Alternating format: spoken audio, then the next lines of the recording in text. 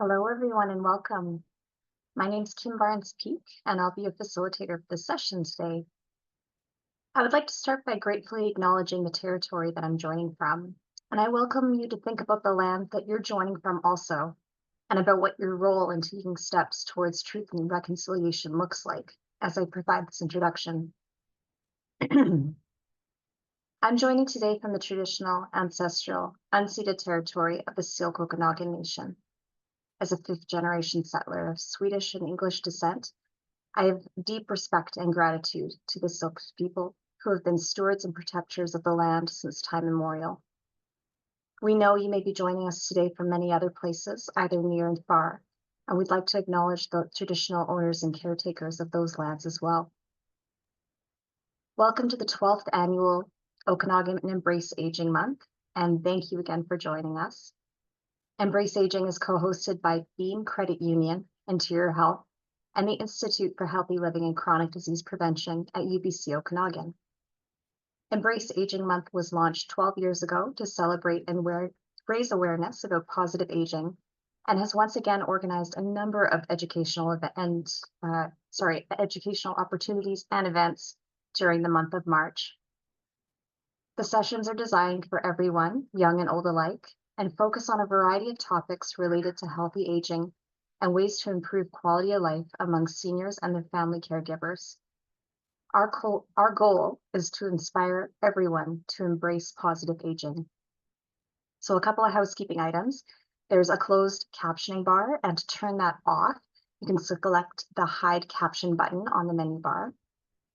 Please feel free to type questions or comments for the speakers into the chat box during the presentation, and all questions will be read at the end of the presentation. And feedback for this event, please complete the survey that will be emailed to you. We'll mention it again as we close out. So today's event is brought to you with the support of Embrace Aging Month and is titled Clinical Trials and Ways to Get Involved. Our speakers are Alison Orth, Portfolio Director, Research Programs with Michael Smith, Health Research BC, Justine Clayton, Reach BC Coordinator, and Larry Mroz, Patient-Oriented Research Capacity Development Lead with the BC Support Unit. Take it away, speakers.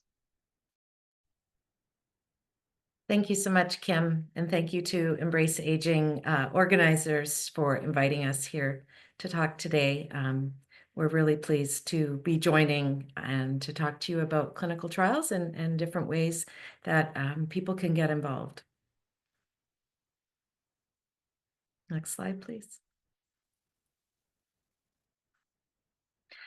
A little bit about Health Research BC. We are British Columbia's health research agency, and our ambition is to inspire and connect curious, creative, and passionate minds to drive discovery and innovation for better health and healthcare. So we support the people who are doing and using health research, and we also work to strengthen the system in which they work. Next slide, please. I would like to humbly acknowledge with gratitude that as a provincial organization, our work does extend across many Indigenous lands and territories throughout BC. And we acknowledge with respect and humility that our Vancouver office is located on the traditional and unceded territories of the Musqueam, Squamish, and Tsleil-Waututh Nation. Myself, I am joining you today from the lands of the Coast Salish people, and specifically the Semiahmoo First Nation, where I'm very grateful to live, work, and play. At Health Research BC, we do have a commitment to advance equity, diversity, and inclusion in health research. And we are working on addressing systemic inequities as embedded in our strategy and fostering an equitable, diverse, inclusive health research system. It's a journey, we know that, and we are in that continuous mode of listening and learning and taking that feedback into our action and the ways that we work.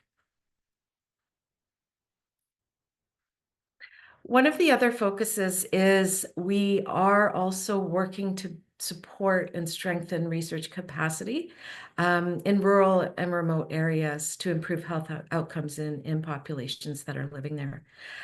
We've done that in different ways through funding researchers that are looking at health research in those areas, also for engaging peoples and communities in those areas to better engage in research. And that's part of some of the work we'll talk to you about today.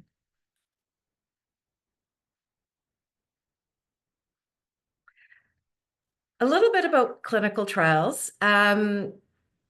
I would say that throughout the COVID-19 pandemic, and since then, there's been a lot more conversation in the public realm around clinical research and clinical trials, the value of that in helping to discover new treatments, vaccines, devices, biologics that can help improve the health outcomes of humans.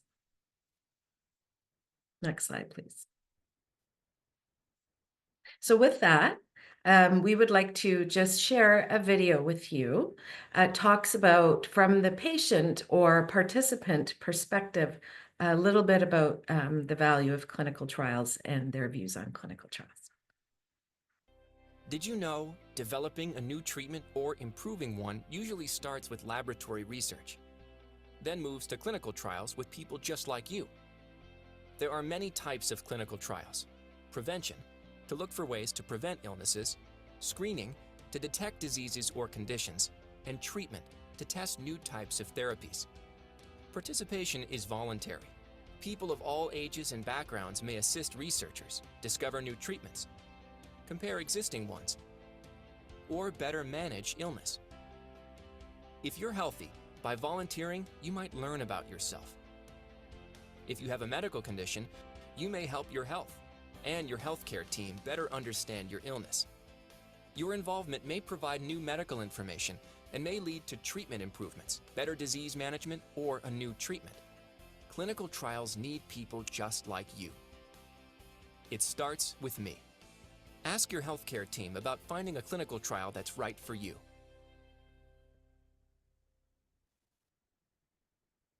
Thank you, and thank you to Network of Networks for their support in creating that video and the website It Starts With Me. And actually that website, the video that you saw and the work that's probably 10 years in now, was all done in partnership with patients and members of the public to develop this informational site. As we heard in the video, clinical trials are essential for evaluating the safety and effectiveness and outcomes of life-saving and health-promoting interventions, and really developing a new treatment, or sometimes it's simply about improving one that already exists and better understanding it in different populations, usually does start that process, starts in a laboratory with research. Sometimes when you say clinical trials, people conjure up an image of a lab, but that's where the original discovery research is done. And once you move into studies with human volunteers, you're coming out of the lab and more into a clinical setting. Working with volunteers to be able to answer questions about the product under study. In British Columbia, we actually have, as of this week, 1,379 active clinical trials going on in all parts of our province, and that makes up about 20% of all trials taking place in Canada. I had a look to see how many were happening in the interior region, and in particular in these 4 areas, total up 197 active clinical trials. That doesn't mean they're all currently enrolling, but it does mean they're in some stage of activity. So that's really great to see. And maybe some of you on this webinar today are participating in one of those. There are a number of different types of clinical trials. There can be prevention trials to look for new ways to prevent illness, screening trials that will help to detect diseases or different conditions, and then treatment trials, which is what most people think of when they think of clinical trials. Clinical trials are done in a series of steps, which are called phases. And those phases from 1 to 4 is the process that we use to be able to learn about new medications in a gradual and safe way. So in the initial phases, it's a smaller number of people, very often the patients who this product may be intended for in a small group, so they can be closely monitored through each phase. And then information and results from that first phase are then used to help design the next phase, which would be broader in terms of number, leading all the way up to pre-licensing of the product. And why get involved? Why participate? By participating, volunteers may help research find out about the safest options when it comes to new treatments, helping to identify if there are two similar treatments. I'm thinking about vaccines as a very good example of that. As we develop, say, for example, a new vaccine for pneumonia, comparing that to a vaccine that may already exist really helps us understand which one may be working better or perhaps have less side effects. It's really important to understand that, or into different populations. So testing in different groups of people is really important to be able to understand who will benefit the most, but also how effective or how well that works in different populations.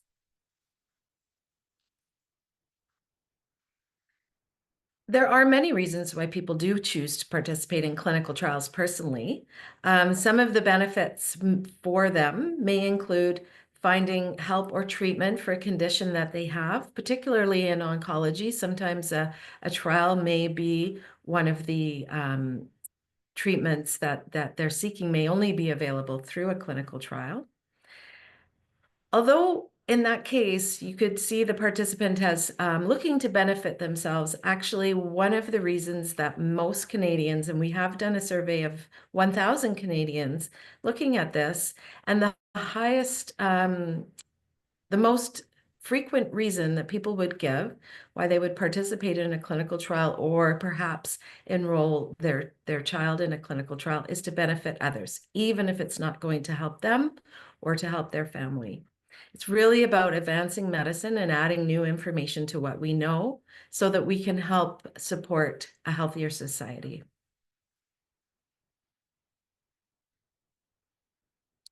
It is also very important to know and understand the risks. There are potential risks, but the healthcare professionals and physicians who are working in clinical trials, overseeing the clinical trials, developing those trials, work very hard to minimize and to understand and to minimize those risks. But if you're looking to participate, it is important that you understand what those may be. And it's always a potential risk. That doesn't mean that's actually a known risk. They will generally share with you potential risks of any clinical trial before you participate. And that would be inclusive of perhaps things that have been seen in previous studies or are known about the medication that is shared with you. So who can participate in clinical trials, and can you participate? Well, it's completely voluntary, as you know, and you would have the opportunity to talk with study staff, but also continuing your care with your doctor, and that's very important. You may have many questions when you're thinking about participating in a trial, and you're definitely encouraged to talk to your regular care providers and your family, caregivers, and others to really help understand and know when you're ready to consider participating or to participate in a clinical trial.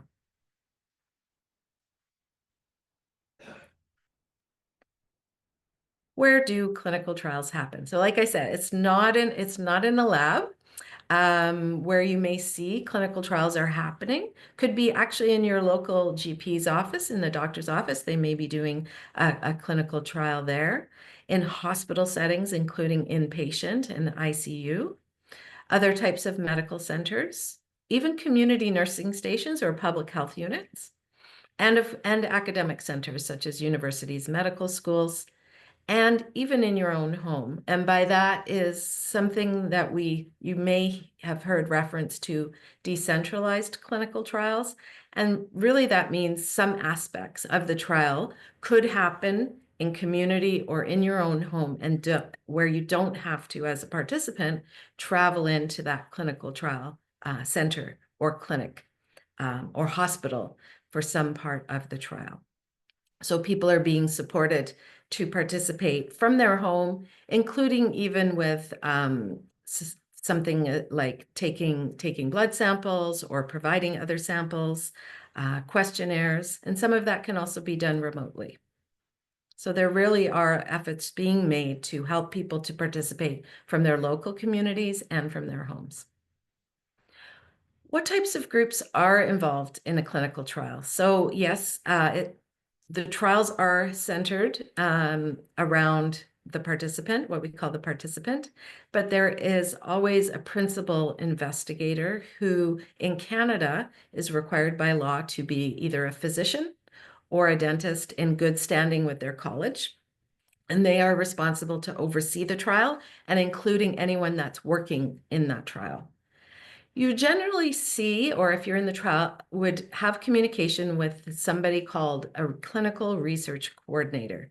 And they really are doing that day-to-day aspects of running the trial and supporting the trial activities. You may also interact with clinical research nurses, other research assistants, perhaps a pharmacist. And we couldn't have trials without those that are funding the trials. And that could look like government funding agencies or industry or life science companies who are sponsoring the clinical trial to happen. And we do even have in our local life science communities in British Columbia, some of those companies are funding clinical trials that are underway. Also important is the Research Ethics Board. Before each trial can initiate, there needs to be approval from an institutional or central research ethics board that is made up of a group of experts in research ethics, but also in clinical research, medical care, and usually a lawyer and a community member from a local community that need to review the protocol, to review the different information about the trial and the consent form that would be offered before the trial can proceed. So what would you expect going through a clinical trial? The first step would be you're getting information about that, meeting with your doctor, healthcare, or other clinical trial team members who can answer your questions. And then the first step would be to be reviewing an informed consent form that will give you the information that you need to understand about any benefits, any risks, and what will be asked of you during the trial. This will help to determine the next steps would be whether any screening has to be done to identify if you're eligible to be in the clinical trial. This could look like lab test, physical exam, perhaps an imaging scan, and that really is to help the investigator identify if you are eligible. If you are eligible and interested and you can participate in the trial, there may be further exams or tests that happen throughout that trial, some data collection, all the way through to the follow-up. I think it's important to know that clinical trials do follow something called a protocol, which is set out at the beginning and basically outlines all of the processes and procedures for the study team, for the investigator, and they are need to comply with that protocol. If there are any times that they need to do something different than is in that protocol, then there is a process for that, but it's required to be reported and reviewed. What are the different ways that participants are protected when they participate in the trial? As mentioned before, there would be review through a research ethics board before the trial begins, but also annually, or sometimes they are periodically looking at updates on the trial, including any serious side effects that may have occurred. The informed consent is there to help protect participants, and so they understand before they agree to participate. There is oversight of the scientific and medical aspects of the clinical trial, both at the site level, but also at the sponsor or funder level, and the regulatory agency level if it's a regulated trial. Those working in the trial are required to follow something called Good Clinical Practice Guidelines and also Health Canada regulations, which then makes them become subject to inspections and audits from both Health Canada and also the research funder. So the aim is really in order to conduct a clinical trial, you really do want the benefits to be greater than the risks. That is part of the ethical nature of doing clinical research. But by participating, you could be one of the first patients to receive a life-changing treatment. You could be helping future generations of patients, or be part of helping researchers better understand an illness. It is up to you, though. When you're invited to participate, you always have the right to decide if you wish to participate, if you wish to continue in the study, and you can also withdraw at any time. You do have the right to have confidentiality of your personal and your health information. So where can you learn more about clinical trials? I would definitely encourage you to visit this It Starts With Me website. And there are some really great FAQs. There's a glossary there to understand terms. And you can hear testimonials from others like you that have participated in clinical trials. Where would you find a clinical trial? If you were looking for a particular type of trial or what trials were happening in your local area, you could ask your doctor or another member of your healthcare team. There is a website called clinicaltrials.gov. Now, that is a US-based website, but most Canadian researchers will register their trial there. But in British Columbia, we are lucky to have a platform called Reach BC, where you can find out about not only clinical trials, but also other health research opportunities available to you and different ways to participate in that research, either as a research participant, but also you could participate as a member of the research team. And we'll be talking a little bit more about that today.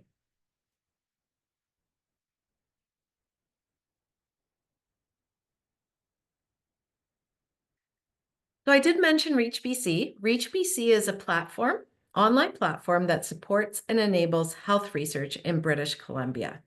It really is about creating connection, and it is a matching service, very similar to we've seen different dating websites in the past. It's a matching service where you can match people with studies that they are interested in and eligible for by connecting them with researchers. Its role to connect researchers with participants for health research studies broadly and facilitate those connections. At Reach BC, we do believe in empowering the volunteers to be able to take control of their health and their data, offering a full circle service from the time that you would express interest in a study to connecting you with the researchers to the participation in the study. We really want to support you to learn more about the study, including being able to review any study results. Anyone in British Columbia is eligible to create an account, 16 years and older, on Reach BC.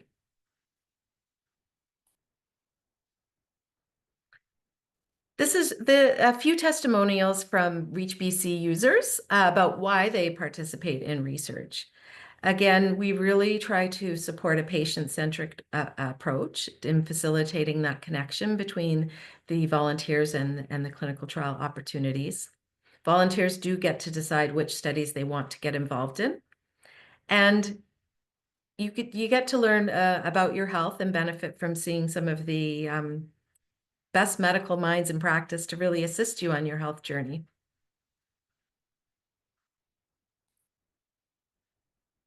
We do have a YouTube series of videos that we encourage you to, after today, take a few minutes to browse that library, hear about what past volunteers have had to say about their experience of using Reach BC, and also researchers. There's a video about researchers and the value of that, and patient partners as well.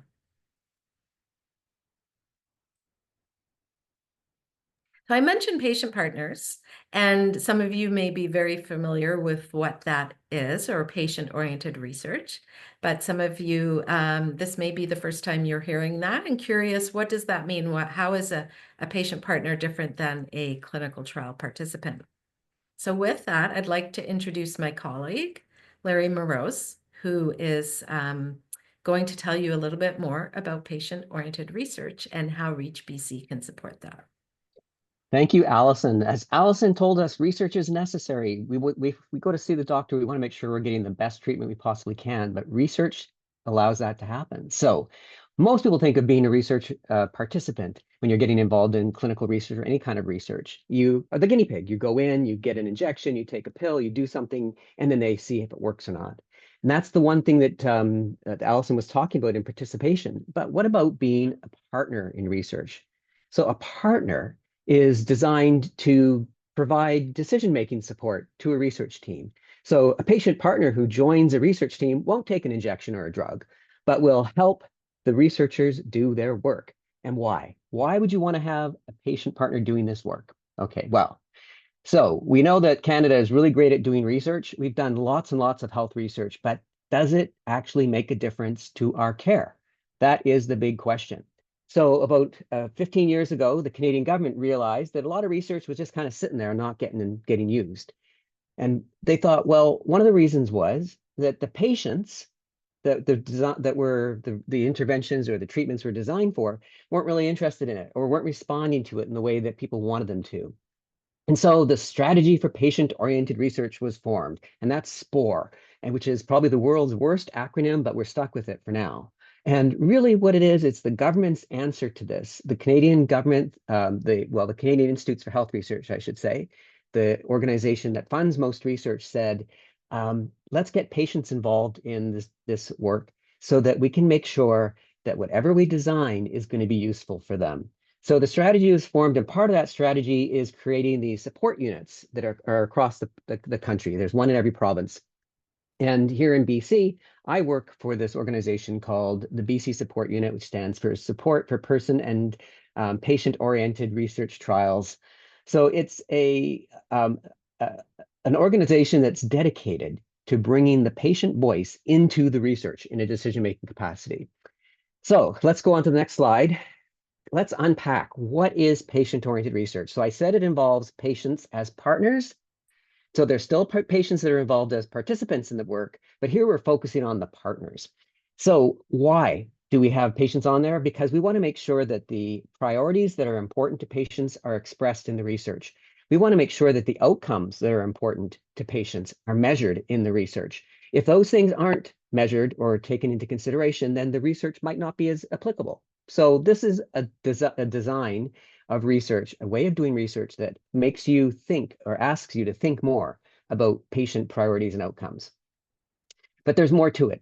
One of the things that was also noticed was that if a researcher just goes and asks a research question, designs a project and does it, we don't know what the other people that are involved in the work might think about it. So for example, what about the care providers, the doctors that are going to deliver the treatment that was designed in the research? What about the decision makers in the hospital system who have to decide, do I fund this research? Do I fund this treatment or do I fund that treatment? Well, they want to know which treatment's better, but they also need to know how to make those decisions so that they can get the right treatment to the right person at the right time. Not as easy as it sounds.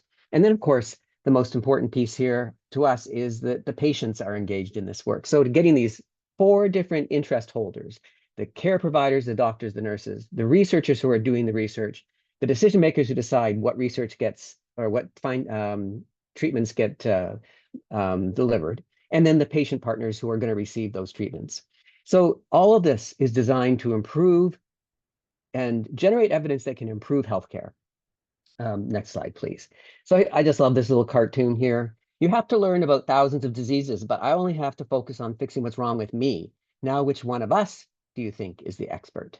So what this cartoon really shows us is that a person with lived experience of an illness is the expert in that illness. They know a lot more about what it's like to go through it than any doctor or any researcher or any decision maker. So having that lived experience, that perspective from someone is extremely important, because that person can say to the researcher or to the doctors, I wouldn't do that treatment.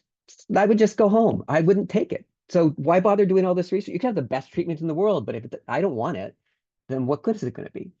So I think this cartoon may be a bit flippant, but it really is important to think about this, about what is the person who's receiving the treatment, what is their experience, and how does that influence what you do? Next slide, please. Now, this whole concept of getting people involved in the research is not new. It comes from a long history, 40, 50, 60 years old, and it's called the Nothing About Us Without Us movement, and you might have heard about that. Originally, it was about understanding how care is delivered, and people were demanding that they had care that they wanted. You know, I want to have care that I want. I don't want to have this care that you decide to give to me. So this idea is now extended into research, that the people who are most affected by the research should have a say in how that research is conducted and delivered, and how the findings from that research are rolled out in the health system. Because when you do that, you increase the relevance of the research. It becomes more important to people. It means more to me because I helped design it. It makes sure that the research gets taken up into practice. You would be mind-boggled at how much research is developed and then never actually implemented. Something like 80% of it is not actually used, because there's not necessarily a way to take those research findings and bring them into the system. So that's what this is about, taking those things into the system so the services and the effectiveness of the services are improved. So thinking about that from that perspective, I also think that too, that it takes quite a long time, up to 17 years, for research to make it into practice. So this, by having patients engaged in the work, is meant to decrease that time. So not only do we get more research making it into practice, but we get better timing on that.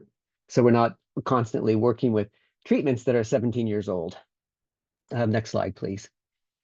So I've told you a bit about what patient-oriented research is, but in practice, it's much more complicated than what I've talked about, because research projects are complicated. And this design here just shows that you don't need to worry about what's on this, except that it's a research cycle. If you ask any researcher to draw one of these, they'll come up with something similar.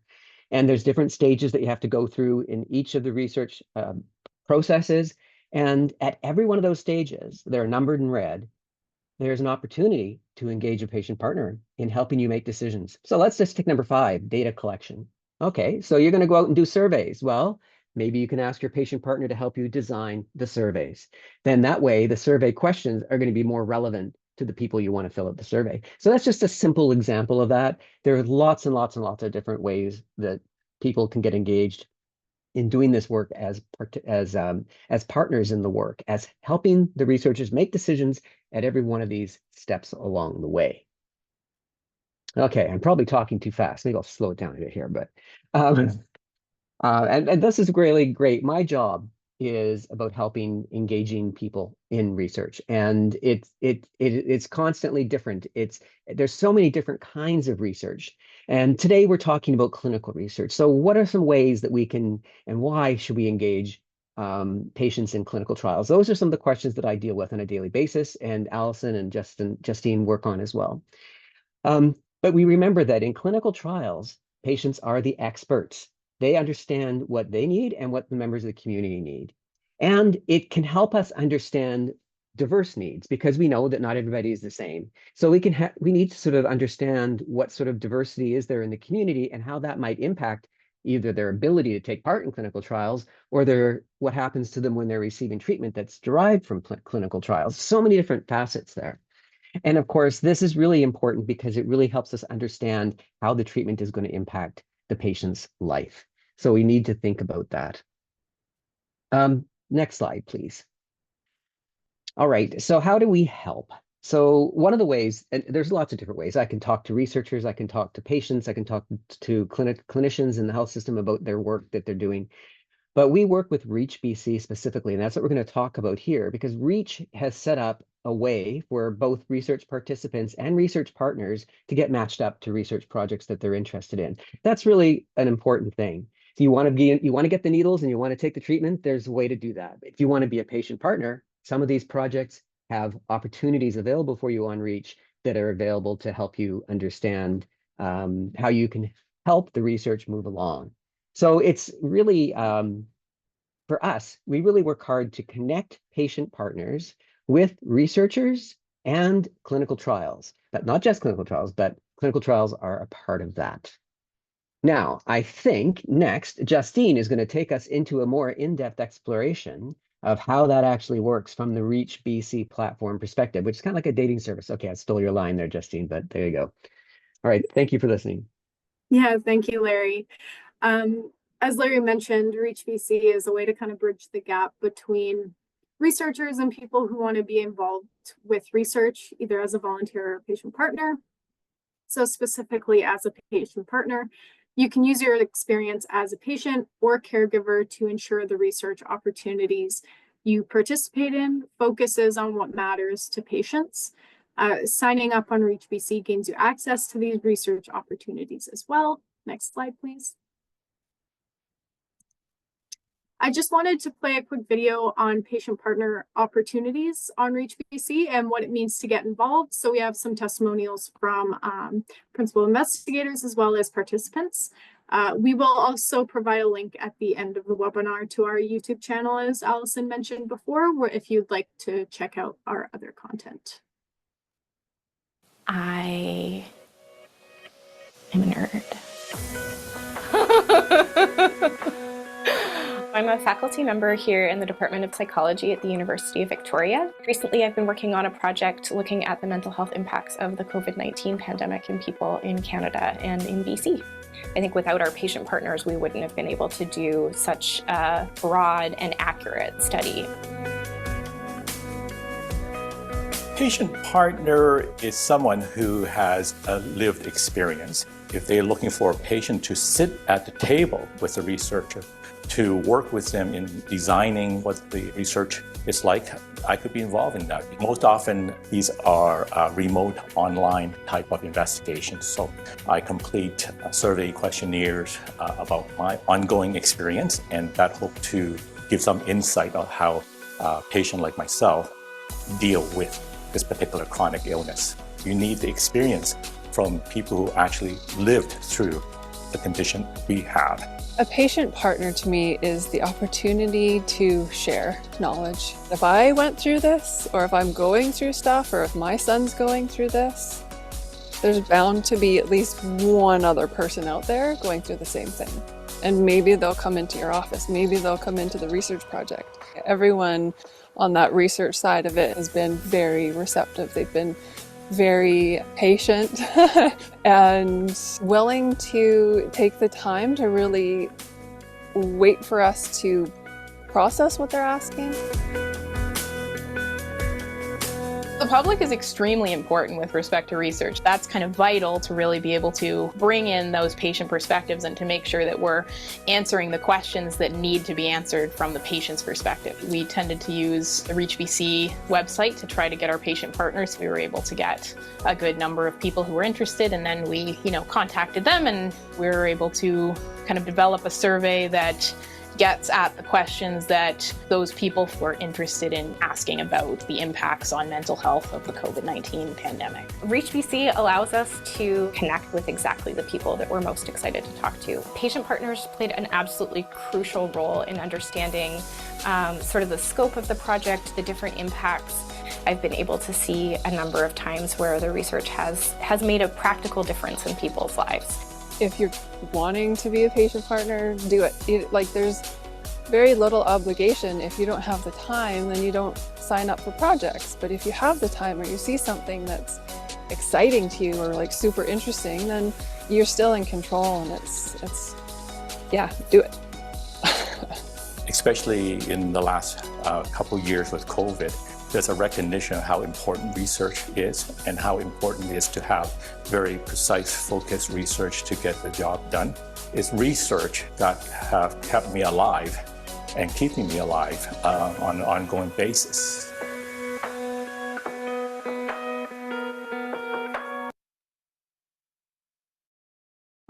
And with that in mind, let's take a closer look at the ReachBC platform. So this is the volunteer page. They can see all the matches on the suggested studies tab based on the health categories that are selected when they sign up.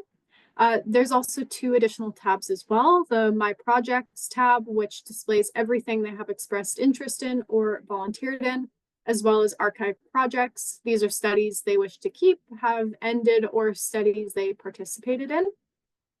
Now, when you create a profile, they're asked to select from different health categories, which each have a subcategory.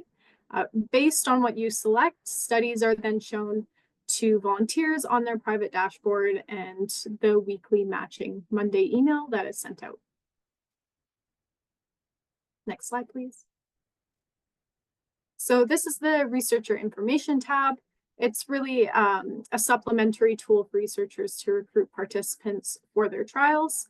The platform helps find both trial participants and healthy volunteers depending on the needs of the study, and it facilitates sharing of trial information and resources such as research study results. Next slide, please. So finding studies on ReachBC. This page here is open to the public, so you can search all of our studies, whether that's a clinical trial, patient partner opportunity, or study participant opportunity. You can also view by region or health authority for studies all across BC, which helps expand access to volunteers across the province, which of course helps streamline the recruitment process for researchers. So this is a study results page. Volunteers and patient partners can access study results and stay informed about the progress of studies through ReachBC, which helps promote ongoing research. The platform collaborates with researchers to share these results, so a URL is provided to each researcher to share with anyone they choose, which is viewable by the public. Previously on ReachBC, you could only see study results from studies that were recruited for specifically on the platform, but we recently completed a development project that allows researchers to post any research results on the platform, even if they did not use Reach as a recruitment tool. And to expand on that, the newly developed study results page allows you to learn more about how you've made an impact in the studies you've joined and studies that were not previously on Reach. You can learn about outcomes from studies and other health research areas that interest you and access more information about studies you participated in, like videos, websites, and infographics related to the research. This here is an example of a study page. So when you click on a study you might be interested in, you'll see all this information come up. We have a listing of all the details. We have a summary the purpose at the top with just a couple sentences to tell you what the study is about. Details such as estimated time commitment and what is involved with participating in the study. As well, on the right-hand side, we have details around compensation, reimbursement of expenses, study location, and which institution is conducting the research. This research study was conducted through UBCO. And this is the volunteer sign-up page and just what it looks like. So when you sign up as a volunteer, we ask for your basic contact information, and then we ask you to select health categories that are of interest to you. For example, you can click on older adults health category and select aging from the subcategory listing. So every Monday when we send out a recommendation of studies that might interest you, something with older adults health and aging would come through. And based on this information, of course, there's also your age, sex, gender, and other health areas selected that are in consideration when we send out potential studies. And this is what your personalized private dashboard would look like as a volunteer.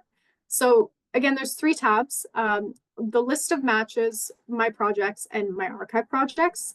The My Projects displays everything you have expressed interest in or volunteered in. And again, the archive projects are studies you wish to keep, have ended, or studies that you have participated in. What makes us different is that we are not a static posting board. There's 5-day-a-week customer service and support, and we help foster and enable the connections between participants and researchers. As well, you can store all of your studies in one place to keep track of them and have full control over your data and who, when, and if it is shared. We only share your details with a researcher after you express interest in a study. So some ReachBC metrics of note. 8,518 are volunteers registered on the site as of the end of February. 336 volunteers are enrolled in 2 or more studies. We currently have 114 projects listed on the ReachBC directory, and there are 1,407 researchers registered. As well, we have 1,742 volunteers who have selected aging as a health category that interests them. So it's a very popular one. So some educational resources and support. We want to be able to provide a wraparound support for all participants, whether you're interested in patient partner opportunities or want to volunteer in a study. So above is a list of some valuable resources to help you on this journey, as well as the QR code that leads you to the volunteer sign-up page. I would love to see you sign up on ReachBC and let us know how you find it, what you think, how we can improve the platform to make it even better, and most importantly, find you better access to new opportunities, trials, or treatments. If you could, Christine, should just share the link to the YouTube channel in the chat, as well as the email. So if you'd like to stay up to date as well on Michael Smith Health Research BC, we also have a QR code to subscribe to our newsletter. And again, the ReachBC email address is just right at the top. It's just info@reachbc.ca. So if you have any questions at all, please feel free to reach out to us. So in closing, our work as an organization is crucial in ensuring that BC has the health research capacity and workforce needed to generate and use scientific research to save lives, improve health and healthcare, and strengthen BC's economy. And with that, thank you everybody for joining us, and thank you to Jaquetta and Kim and UBCO for inviting us to present today. And I will pass it over to Kim. Thanks so much, Justine and Alison and Larry. That passionate and connected presentation. But please feel free, for those that are attending, to put your questions into the chat, and I'll ensure to read them out. In the meantime, I was sent a couple of questions in a different pathway that I'm happy to read out that way, if that's all right. And what I'll do is I'll just pose the question to the group, and I'll let you discuss or think on who best to answer. So the first question is, what existed before ReachBC, and how has ReachBC elevated that movement forward? I'm happy to take that one, Kim.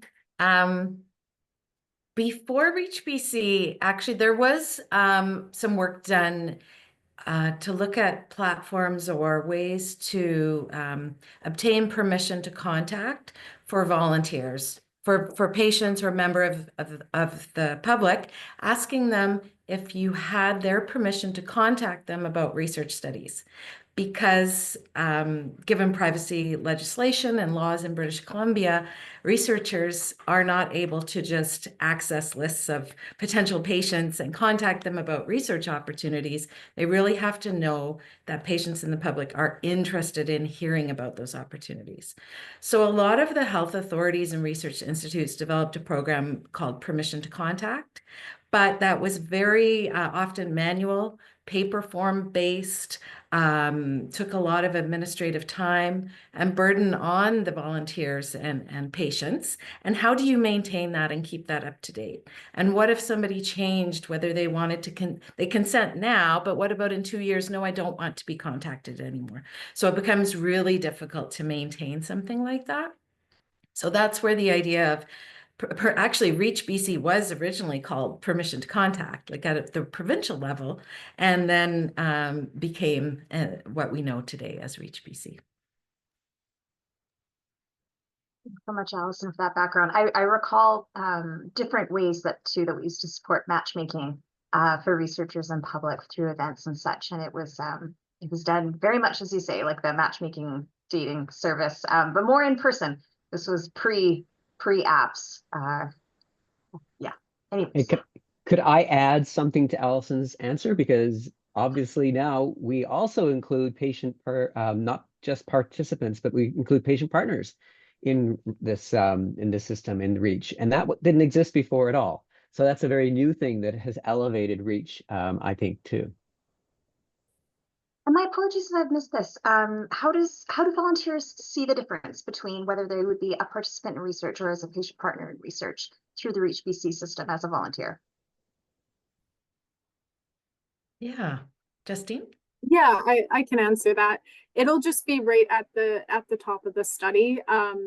I actually should have grabbed a difference of one that's recruiting for patient partners and one that's recruiting for volunteers, but that's a filter you can apply as well. So it's made very obvious which ones are which. That's fantastic. Thank you. Okay, what else we got? Oh, please feel free to the attendees to put them in. I did get another through that other pathway though. So, okay, I'm gonna plunk my way through this. So how do clinical research sites that are usually working under sponsorship advocate for patient-oriented research, for patient partners to be included in the study when sponsors have usually started the study pre-engagement or they've kind of provided the study to the team and said, here you go, and that patient partnership hasn't existed yet. How do they advocate for that? That's such a great question, Kim, and actually one that is an ongoing active discussion in BC across clinical trial sites right now. And I'd love to hear Larry's perspective as well. We actually had a community of practice in BC where we focused on this.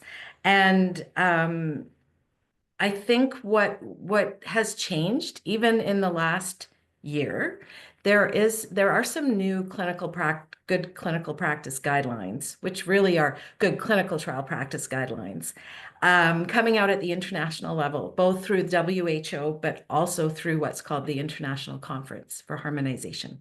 In both of those best practices, it talks about needing to involve, they say stakeholders, but they also do clarify that to be patients, people with lived experience, those that are the focus of the research need to have input and engagement in the clinical trial all the way along, not just only in the design phase, but all the way along. And so the sponsors or the funders, they're not having contact with the research participants, the clinical trial participants. That is the sites where the investigator, the nurse, the coordinator are working. So it really then, those funders or sponsors are being required now to make space for that and to figure out how to best do that. And the sites and the research institutes are supporting or working to figure out how to support the researchers to do this, engage with communities.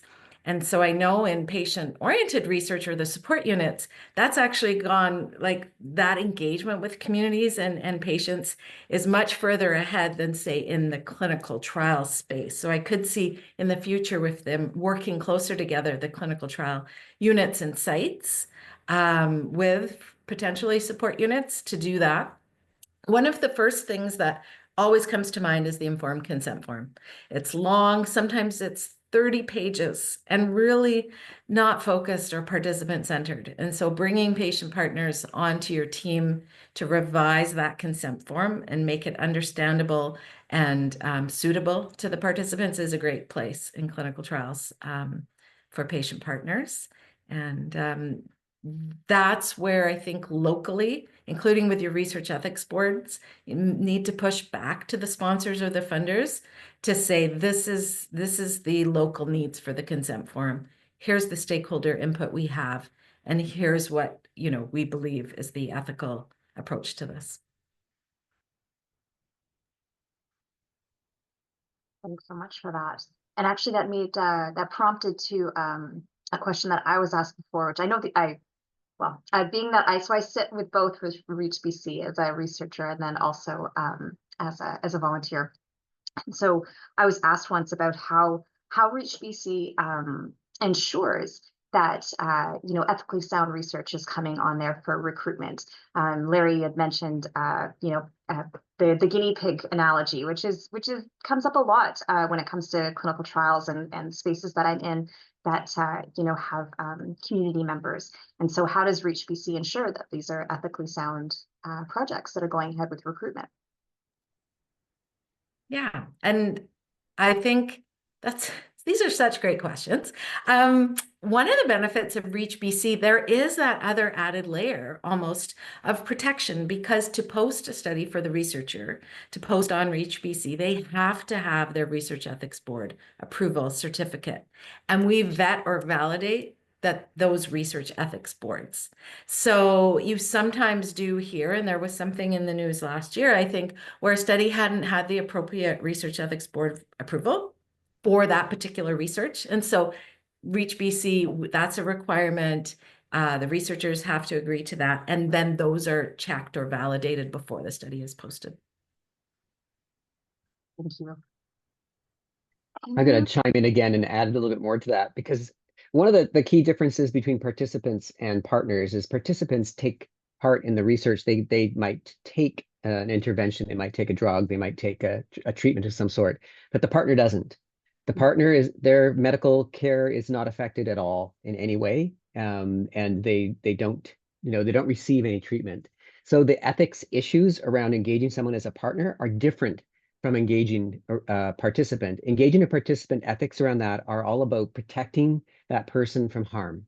And with participation, there are lots of risks, as Alison pointed out, that must be mitigated. Now, for a partner, there's a lot fewer risks. There's still some trauma. There are some issues that might be brought up, but generally speaking, the ethics issues around there are more around privacy, confidentiality, and other things that might come into play.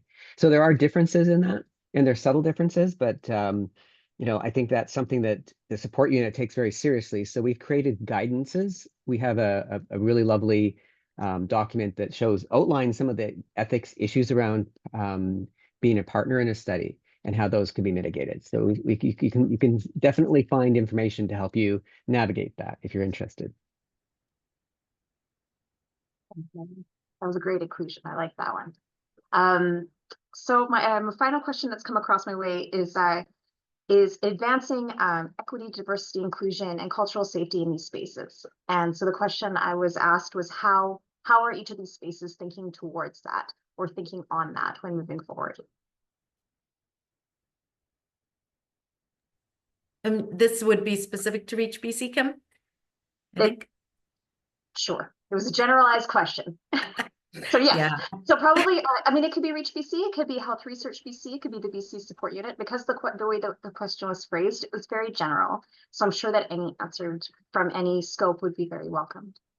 Okay, so Larry, please jump in. I will just speak briefly to Reach BC, and that's something we are actively looking in all of those areas. The one thing we do know that we're advancing right now is accessibility. So just making those studies accessible to more people without there being barriers to them finding out about the research.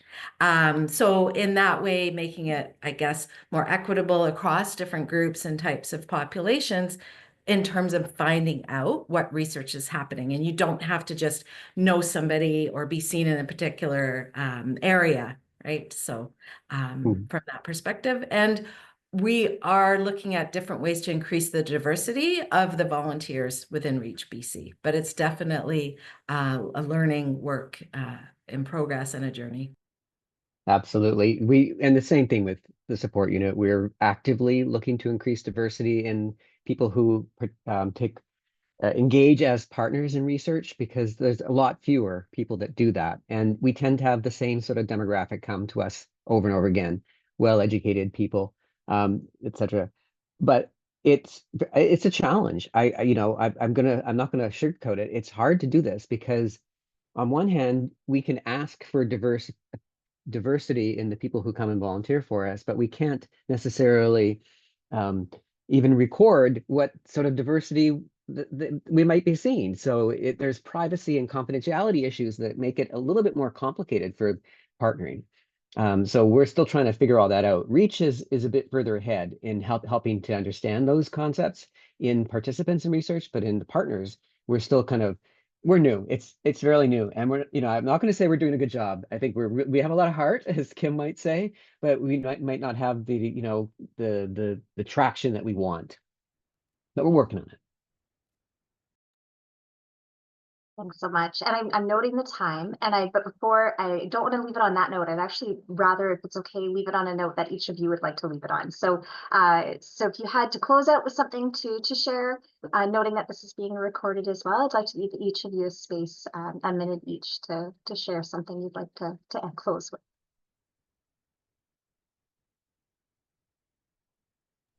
I love that. Who wants to go first? Do you want me to? I was just looking at my my colleagues to see if anybody was going to go first. I just really want to share that British Columbia, in terms of really putting the patients at the center or participants at the center, is really, I think, we see the work in this area come a long way in the last 10 years. And it's really exciting to see all the support for a platform like Reach BC that does put that control and those decision-making with the patient, public, or caregiver. All right, I'll go next. We'll end off with Justine. So I would like to say that anybody could volunteer to take part in any kind of research. You do not need to understand everything about research or anything about research. You just need to have a desire to do something. And you can do it as a participant, you can do it as a partner, but there are people there and there are supports there to help you go through that journey. And a lot of people do it because they want to give back.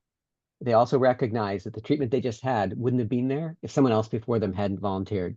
So I encourage people to take that opportunity to just see what's out there, go to Reach, take a look at different projects and see. Don't worry about whether you're a participant or a partner maybe at first, just sort of think about what can you do and how can you help.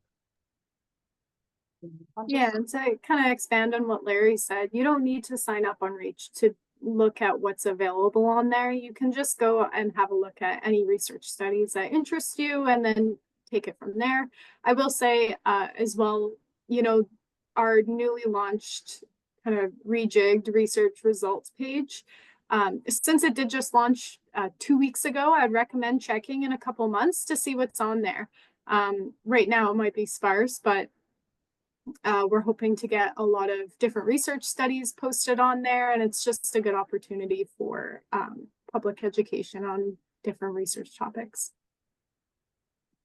Well, thanks so much to each of you. Thank you, Alison, Larry, and Justine, and Jaquetta, who's providing the seamless tech support in the background, and then also Michelle and Christine as well. Want to say gratitude to each of you, and then especially the attendees, those that joined.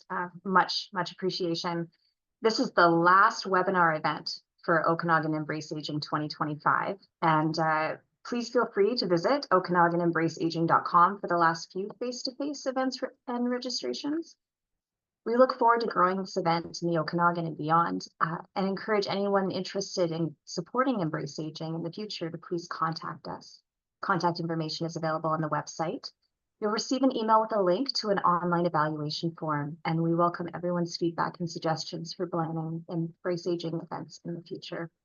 And yeah, again, want to express gratitude and appreciation. And thank you so much. Please stay safe. And I look forward to seeing you eventually, I'm sure. Take good care. Thank you. Bye, everybody. Bye.